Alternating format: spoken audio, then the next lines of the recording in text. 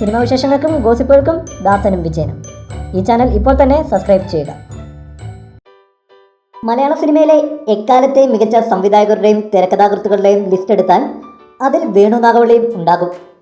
അന്തരിച്ചിട്ട് 7 വർഷങ്ങൾ പിന്നിടുമ്പോഴും ചെയ്ത സിനിമകളിലൂടെ അദ്ദേഹം ഇന്നും നമ്മൾക്കിടയിൽ ജീവിക്കുന്നു.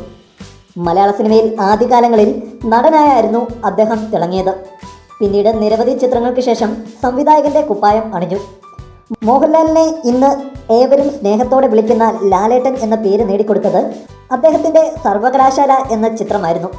പിന്നീട് ഏയോട്ടോ, ലാൽ സലാം, രക്തസാക്ഷികൾ സിന്ദാബാദ്, 1000 പറ, അഗ്നിദേവൻ തുടങ്ങി നിരവധി ചിത്രങ്ങൾ. മോഹൻലാൽ ആയിരുന്നു അദ്ദേഹത്തിൻ്റെ കൂടുതൽ ചിത്രങ്ങളിലും നായകനായത്. ഒരിക്കൽ ഒരു അഭിമുഖത്തിൽ മോഹൻലാലിനെ കുറിച്ച് അദ്ദേഹം പറഞ്ഞത് ഇങ്ങനെയായിരുന്നു: മോഹൻലാൽ ഗ്രേറ്റ് ആർട്ടിസ്റ്റാണ്, മമ്മൂട്ടിയും ഗ്രേറ്റ് ആർട്ടിസ്റ്റാണ്. പക്ഷേ ലാലിൻ്റെ റേഞ്ച് എന്ന് പറയുന്നത് വളരെ വലുതാണ്. ഗോപിച്ചേട്ടൻ, ഭരത് ഗോപിയുമായി ഞാൻ താരതമ്യം ചെയ്യുന്ന ഏക നടൻ മോഹൻലാലാണ്. തിലകൻ ചേട്ടനും സത്യൻ മാസ്റ്ററും കൊട്ടാരക്കര ചേട്ടനുമൊക്കെ വലിയ ആർട്ടിസ്റ്റുകളാണ്. പക്ഷേ ഇത്രയും റേഞ്ചിലേക്ക് വളരെ പെട്ടെന്ന് വളർന്ന മോഹൻലാൽ അല്ലാതെ മറ്റൊരു നടനെ ഞാൻ കണ്ടിട്ടില്ല. അവരൊക്കെ വലിയ നടന്മാരാണ്, പക്ഷേ വല്ലാത്തൊരു റേഞ്ചുള്ള നടനാണ് മോഹൻലാൽ.